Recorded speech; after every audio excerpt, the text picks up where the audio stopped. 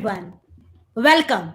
So, here we come to you with another session of Peak Impact Mentorship. I am Seema.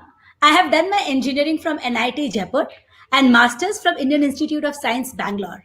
I have around 18 years of experience in top corporate companies, in which 10 years goes in various leadership roles. My passion is to develop people, train people, and make a difference in other people's life. So I'm also a public speaker, a trainer, and a social influencer. And today we have with us three very esteemed guests. We have with us Pragati Anu. She heads a preschool, and along with it, she is a very well-known health and wellness coach. We have with us Pratibha, and Pratibha leads a big organization. She is a scrum master, and along with it, she beautifully manages her two kids and her family. And we have Trina Datta with us. She also works as a technical specialist. So, with all the three of us, let's start today's session with a lot of cheer and lot of fun and lot of learning and lot of sharing. So basically, let us first understand Pragati that we attended one of the peak impact mentorship session, and in that session we learned about possibility thinking. So would you like to speak about possibility thinking? Sure, Seema, and thank you so much for inviting me on this session today. Yeah, according to me, having faith on ourselves, our dreams, our ideas, that something good is going to happen to us. So that's what I call possibility thinking, and can also call it as faith. Very nice, very true. And possibility thinking does three major things for us. We learned that, Pratibha. So would you like to share what are the three major things that possibility thinking can do for us? Yes, Seema. Why we think possibility thinking is important is opportunity spotting, brain cells gets activated. Second, every opportunity comes with a problem. You have to solve it. So there is no opportunity without a problem. It means your problem solving skills gets improvised, and also problem means cells gets activated. Third, Very true. problem cannot be solved in a single attempt. It will take second, third, fourth, multiple attempts. When you keep changing multiple iterations when it done, you will be ready to face your challenge. That is determination on the energizing the chemicals are released into your bloodstream. Very right. Very, very well said, Pratibha. So whenever we are, having a possibility thinking, we turn problems into solutions. We activate our brain cells and we are able to see a lot of good for us and for all of us. And we understood that day when Vijay was taking his session in Peak Impact Mentorship that there are 10 villains in our life. Like in Hindi movies, we see villains, right? Enemies. Yeah. So there are 10 enemies in our life. And many a times we think that we are not able to grow to our true potential because of these enemies or these villains in our life. So basically, Trina, would you like to speak about some of these villains which is, troubling us in our life? Yeah, Sima, sure. Thanks for. And before Trina starts, I would like all of you, all of the listeners, to be ready with a paper and a pen. So basically, we will be talking about the top 10 villains. And when we talk about this top 10 villains, you have to rate yourself. If you don't think that this is a villain in your life or this is stopping you from your growth, this is not a problem for you at all, then you give yourself 0. But if you think that this is a major problem in your life, then you give it a 10. And if you think it is intermediate, then you give it a 5. So keep a paper and pen ready because at the end, we will add up your scores and then we will do some bhavishyavani for you. So with that, take out the pen and paper and let Trina start on the villains of life. Sure, Sima. Whenever we talk about the villains, like it's a very we are not like talking about the main villains. Like it's a very metaphorical kind of thing. So whenever like we all think we have lot of potential. So like we all feel like because every human being is quite unique in their own ways, right? But there's always something which is actually stopping us from reaching the kind of levels we really want to. And when somebody come and ask us what are those things which is actually stopping us from reaching those heights, we consciously or unconsciously we actually think like the kind of environment or the surrounding we are in, that is the reason we are not able to reach where we want to. So like that there are five principles or five things which we commonly end up blaming is. So the very first thing is the system. So system is such a thing, like we all belong to some or the other system. And most of the time, the kind of system we are belonging, whether it's an office system or in home or whatever it is, our entire surrounding, we feel the thing is not really perfect, it's not organized, or it should have been in some other way. And that is one of the main reason which, since it is not really perfect, we are not growing as much as we should have been.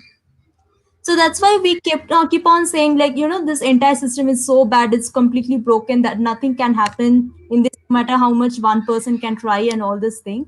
So if you're a kind of person who think like this system is one of the system or environment where we are staying is one of the key reason which is stopping you from growing where you are, then see, assess yourself, like how much percentage you actually blame. If you think it's major part of your thing, then put it in 5 to 10. If it is less than that, put it in 0 to 5. And next comes the parenting. Now, parenting is another main reason thing which we actually blame, and can't completely ignore the fact that parenting has so much to do with what we are doing right now in our life, right? Because all of us have some sort of weakness, and because of this, somewhere or the other we fail. And when we think about it, we feel like, okay, most of the traits, few of the traits, we got it from our parent, and or the kind of childhood or the sort of upbringing we had. And we think like we can't really do anything. It's very difficult to come out of that sort of weakness, right? So we let it go. We just think it's not in our hand. For example, a person who's having an anger issue, like, okay, since one of my parent has anger problem, that is the reason it has come on to me, and I can't really do anything. People need to accept me just like that.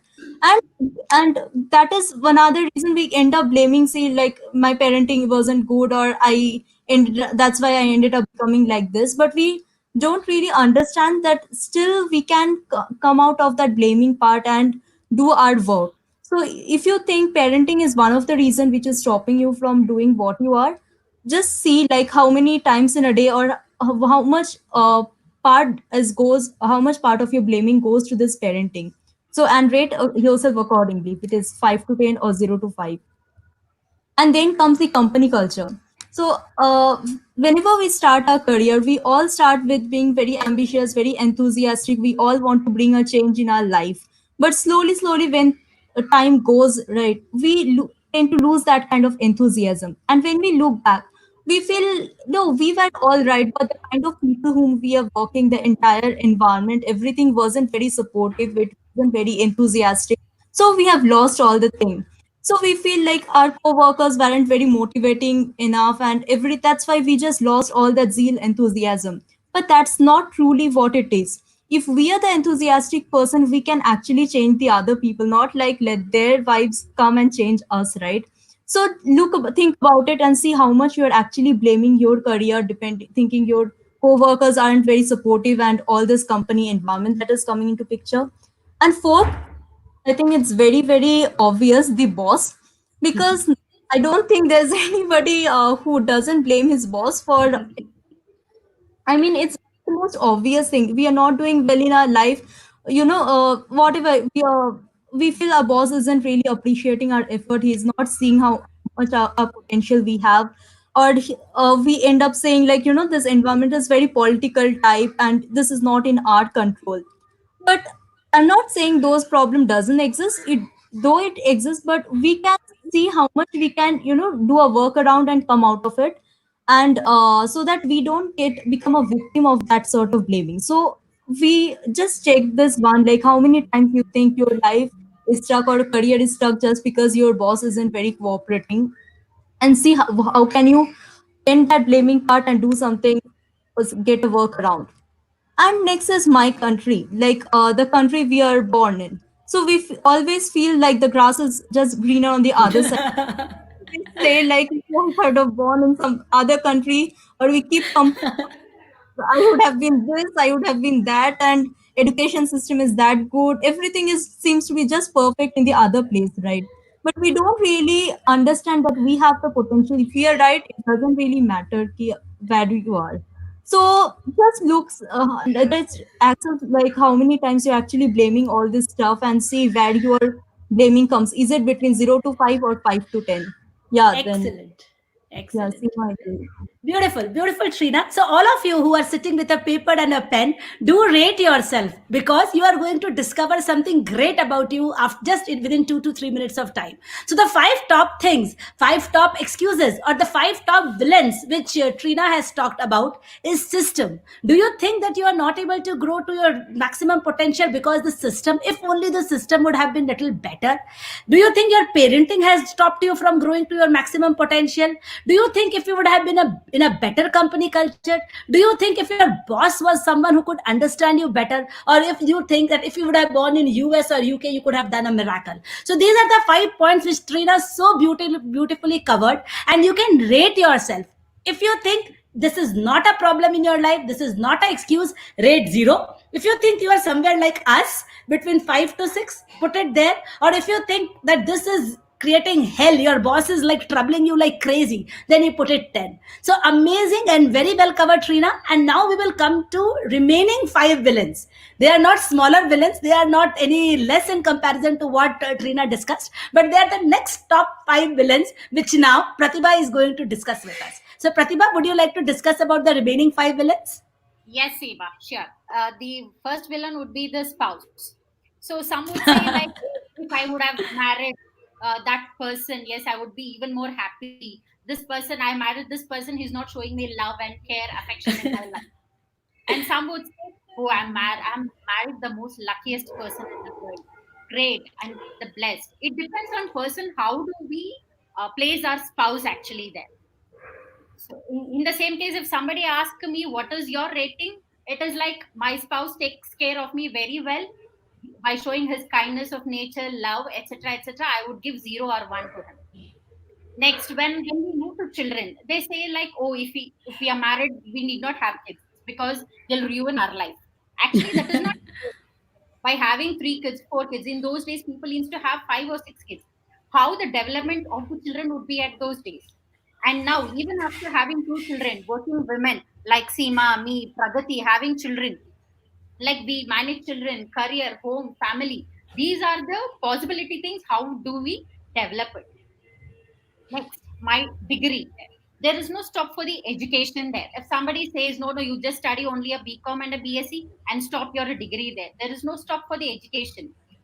A degree is something like an sky there. There is no limitations for your education or your academics. Age. Some say that, oh, I'm already 30, 35, 40. Why should I learn that? Does your age recognize your talent? Does your age recognize your spirit or your possibility things? Absolutely no. I would define age is just a number. When a 10 years guy or a girl can do many things, he can accomplish many things. Why even we at age of 35, 40, why can't we accomplish those? Talent. Talent is something like which everyday new things. For example, when my son teaches me a craft thing, I don't know that that is really necessary there. It is required. Though it is not that mandatory in my life, having a talent in life is almost important. Very That's all. beautiful.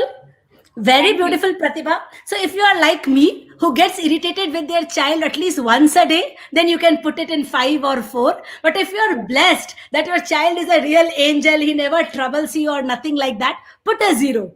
And if your child is crying all the time and not letting you do anything, and it is really getting difficult, you can put yourself 9 or 10.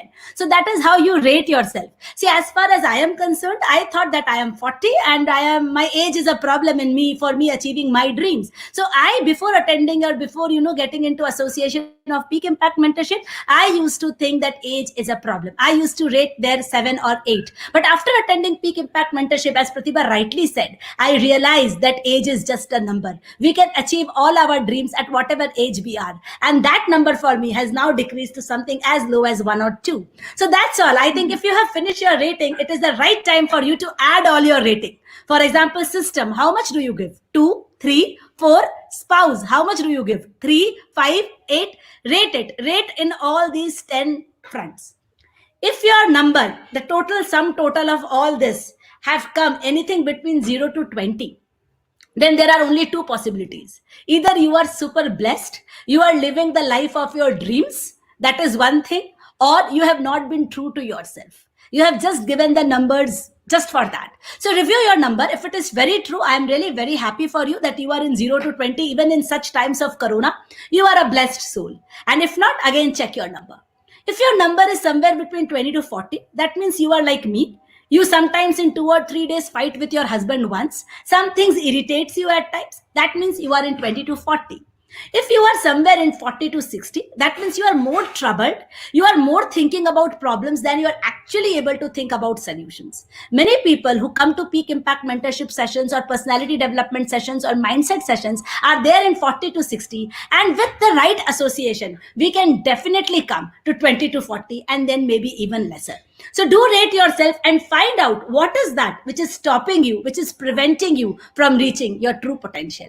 And right now, we are going to discuss the 10 commandments of life, which can help us to lead a very fulfilling life. See, all of us, idea knocks at our door, but sometimes we reject idea for some reason or the other reason.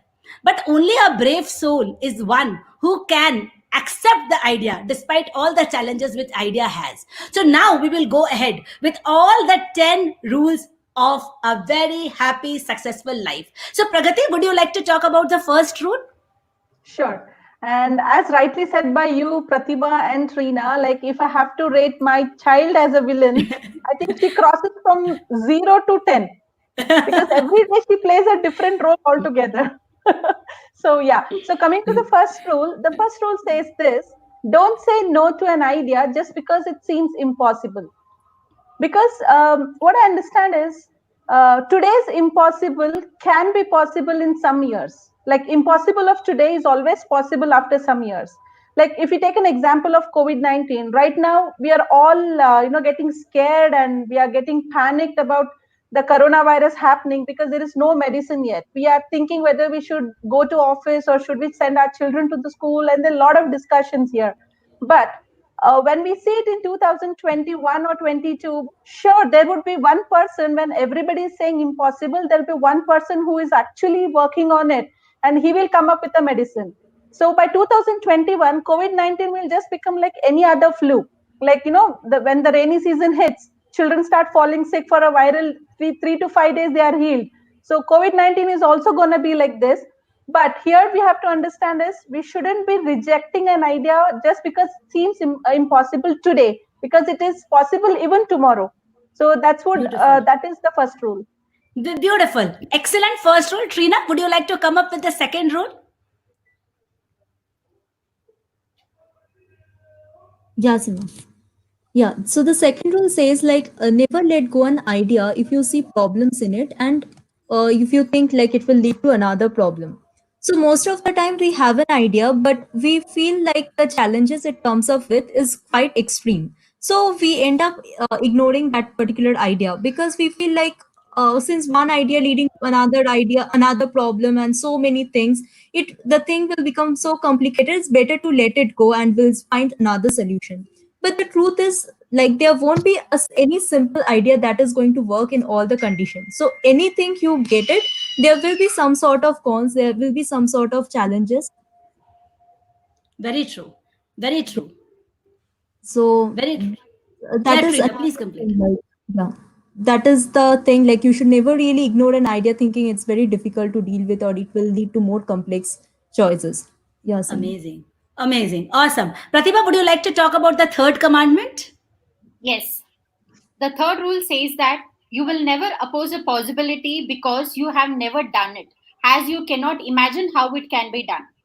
For example, a working woman who she herself has to get ready along with her kids to the school. It is really a challenging task for all of us, including Pragati and Seema there. Before 8 o'clock or 9 o'clock, we have to live, we have to prepare a lunch, make them ready, get ourselves ready, and it is a challenge to all of us. And some people think by having this, it is impossible. If you think a task is impossible, it is always an impossible.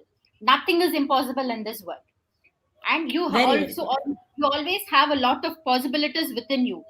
No power on earth is greater than the man's power to dream, visualize, and imagine. To achieve your dreams, all these three things are important. Beautiful, beautiful. Pragati, would you like to talk about the fourth commandment? Sure. So it's like risk of failure. So what happens is like there's a poem which I want to, it's written by, it's not written by John C. Maxwell, but it's quoted in one of his book. So it goes like this: There was a very cautious man who never laughed or played. He never risked, he never tried, he never sang or prayed. And when on one day he passed away, his insurance was denied. For since he never lived, they claimed he never really died. So this poem summarizes everything. Like if we want to go to the grave tiptoeing, then without any scratches, then there is no fun being a human. Like comparing ourselves with the birds and the animals and the creatures around, they don't have any dreams and aspirations unlike us. Is it just a survival we want on this earth, or we really want to mark a significance? So that is a thing. So always we should be ready, taking risk and failing, and then become successful, because if we don't do that, we'll never become successful, but for sure we'll become an expert in complaining on all the things happening around. Very true. Very rightly said, Trina. Would you like to, Pragati? Trina, would you like to talk about the fifth rule? Yeah. So the fifth rule stays like you shouldn't really let go an idea just because you have some failure in your past. So most of the time we try something for the first time and we might not be successful in that, and because of that failure, next time we are very scared to try it again. We think like, okay, this time also if we're going to fail and it will be a waste of time, people are going to laugh at me and all this thing. So thinking all this thing, we don't even like try it again. So this is one of the major reason people fail, because they don't even try for the next time, thinking since based on their past experiences they have failed once, it's impossible for them to do it again. So we should condition our mind and think like first time failure is doesn't really matter. We should keep on trying until we get what we want, and whatever is our past experience doesn't really define us. It's always the new one or how we are doing that all matters. Back to you, Sima. Very beautiful. And let our dreams and not the regrets define our life. Let our dreams and not regrets define our life. And so, Pratibha, would you like to talk about the sixth rule? Yes, sure.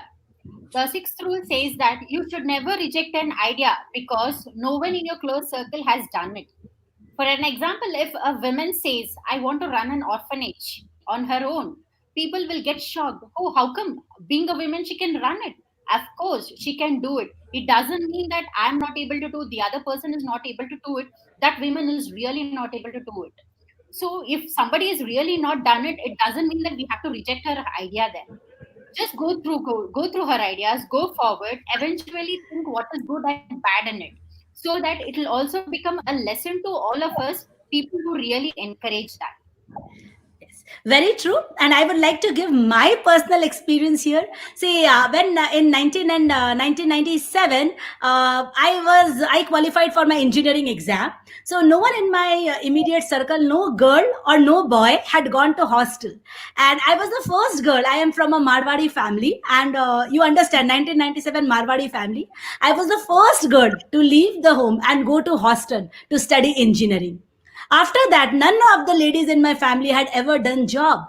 But this did not stop me, because no one in my immediate circle had done it. Didn't stop me. I was the first girl in the family to do my job. I did my job for the first time. No one in my family had done a love marriage. I was the first one in my entire family to do a love marriage, and it is a pretty successful love marriage. So it really does not matter. We should not reject an idea just because none of the immediate family circle has executed that idea. So this one is a very personal favorite for me. So, Pragati, would you like to talk about the seventh rule? Sure, Seema. So the seventh rule goes like this: I have to do something, but I don't have time. When we keep saying this, after some days, I have to do something vanishes, and only the sentence which remains in our mind and comes out of our mouth is, I don't have time. And this is how our dream dies. Rather, what we have to do is we have to change the way we speak. Our vocabulary has to change. Rather than saying, I don't have time, it's always good when we say, I have a dream and I will have to find time for it, or I will fulfill it. When we keep saying this, when we change this vocabulary, our subconscious mind starts working on that. So that's what we have to focus on. Very beautiful. Trina, would you like to talk about the eighth rule? Yeah. So the eighth rule is very simple. Actually, it says about like never let go an idea because you think like you are still not perfect to do it. So everyone has their own kind of idea of perfection, right? We all want to give our best, but in that attempt to giving our best, we become over we become very like we always want to give the most perfect version, and this perfect thing is just an illusion. It doesn't really exist. So it makes us we feel like okay, we are still not ready to what it takes to start with this project, and thus it leads to a lot of procrastination and all these things. So we sometimes we end up completely not doing that activity at all. And because of this perfection, right, we don't really reach what we want to do or what we want to do, and it gives us a lot of answer, and like we don't really get satisfied in what we are doing. So this is another thing, like I think this is something which is very close to me, because I always thought okay, initially when I was working started working, then whatever work it used to get assigned to me, I used to think like okay, let me do it in the most perfect way. And in that to doing it perfectly, it used to take lot of time, but still I used to be like not happy, because I used to think okay, it needs more and more, and it end up doing nothing. So instead of focusing on doing the most perfect way, just focus on doing the right way, because end of the day that's all matters. So doing the right thing in the right way, that's all. Like, and we just need to improve it day by day, not like thinking like I'm going to give the most perfect version, because perfection doesn't really exist. It's just our state of mind, it's just our perspective of perfection that we see. Very That's all. beautiful, very beautiful. So if we talk about we four ladies come live today, is it the perfect implementation? I don't think so. We are far behind perfection. But if we would have waited for the perfect time to do that, the perfect time would have never come, and we would not have done. The perfection gap is the biggest gap which stop us from achieving what we want to achieve. Beautiful, Trina. And Pratibha, would you like to talk about the ninth rule? Yes, surely. The ninth rule says that you will never resist a proposal because you didn't think of it, as you won't get any credit out of it. For example, if a person is looking out for a job, you feel like helping him out, and but finally something stops you there. And one day he comes and asks you for an help. Then you feel like okay, you must do it because you know that you will not get a benefit out of it, you will not get any credit of it, you will not get any other advantages of it. The only one thing what you get is you will learn something new by encouraging him. You will have that self satisfaction by helping others. Very true. Very beautiful. This thing, mujhe kya fayda hoga, is like a crime which stops us, from achieving lot of our dreams and a lot of things which we are capable of. So, Pragati, would you like to talk about the 10th and the last commandment of a successful and fulfilling life? Sure, Seema. So the last rule goes like this: you will never quit just because you have come at the end of the rope, come to the end of the rope, which is nothing but arrival syndrome, that you had one goal in life and you achieved it and you didn't keep another goal in your life. I mean, it doesn't really make any sense. If you see from the time we are born, there is a small goal which our parents have put for us. So we need to just carry it forward. Like, if you're done with your studies and if you don't want to work, then what is the point having investing your time and money and energy in studying that? So this is how it goes. Imagine if a sun and a moon, if they do the same, like okay, if the sun completes a day and it just gives up on rising the next day, then the whole nature, I mean, everything will get disturbed. So our nature also works that way. So having a goal and working on it continuously will definitely help us. Very beautiful. And actually, this is one thing where I was failing miserably. So I did my engineering, I got a job, I got a loving husband, kid, and I thought that was it. I really forgot to set another goal for me for a long, long time. Until Peak Impact Mentorship came into my program, I got mentored, I became personally a trainer, life coach, public speaker, and social influencer. And so much I could achieve in just such a short period of time. And that is only been possible because I have set the next goal for myself. So for all of you sitting here, if you have achieved the goal, it is okay to take a break for 1 month, 2 months, but do set another goal for you, because only then you will live a better life. very, very fulfilling life. So amazing session. Till now we have learned about what is possibility thinking and what possibility thinking does for us, and then we understood about the 10 villains, and we rated ourselves in the 10 villains. We found out where we are, where to work, where to do the work. We found out what are all the reasons why we should not reject an idea. And finally, I would like to understand one key takeaways from all of you from this session. So all of you attended this possibility thinking 10 laws of commandment session from Vijay. So I would like to take one takeaway from all of you. So Trina, would you like to give one key takeaway that you took from that session? Yeah, Sima. So the as I mentioned in my fifth one, like you should never rely on your past experience.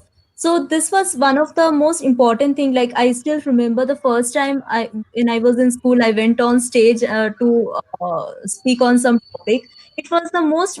I think it was the worst day of my life. I went on stage and I was completely blank. I had nothing to speak. Like I was so nervous.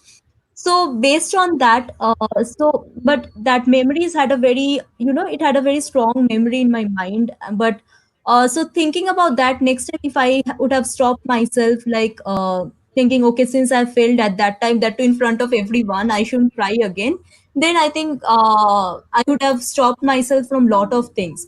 So I feel like everyone, like whoever is listening, they shouldn't never really stop from achieving whatever they want based on past experience if they have failed once or twice. And I think because those memories what we set in our mind, it has a very deep emotions with us, so that it's better to let go that emotion and accept those change, bring those, incorporate all those change in us and start living your life. Very beautiful, and very heart touching and great takeaway, Trina. Pratibha, would you like to share one of your key takeaways? Sure, Seema. See, before we start executing our ideas there, like keep in mind there is no excuses to skip our opportunities there. uh, Fire your excuses in your life. It's enemy to stop your execution of possibility thinking. I am possible to do it today. Yes, I am possible. If I am responsible of not growing in my career, of my personal life, it is only because of your excuses there. Stop all your excuses so that you can grow in your both career and as well as in your professional personal life. Beautiful, beautiful. No excuses. And I have read somewhere that the worst excuse is a good excuse. A good excuse is a worst excuse, because a good excuse programs our subconscious mind wrongly and we think it is okay. Beautiful, beautiful, Pratibha. And Pragati, would you like to share your key takeaways from the session? Sure, Seema. My takeaway would be like never reject an idea just because I lack time, or I lack energy or skill set or money, or maybe even talent. Because what I feel is all of these things, time, money, energy, skill set, this all are purchasable, and over a period of time we can develop it. So just because we are missing out on something, we should not be rejecting an idea altogether, because that idea may turn the entire life. Very beautiful. And that's the best part, the best differentiator which I liked about peak impact mentorship. It is not theoretical knowledge. It gives you a platform to practice. As four of us practice today, it broke our inhibition. It really helped us to do something more in life. And I personally feel, this is my heartfelt thought, that the greatest tragedy in life is that we die without reaching our true potential. So let's all grow together, love together, be happy, and take our learnings to the next level. And let us enjoy, celebrate, and live this beautiful journey called life. Bye bye, everybody. Take care. We'll come back again with more such interesting and lovely sessions with you. Bye bye.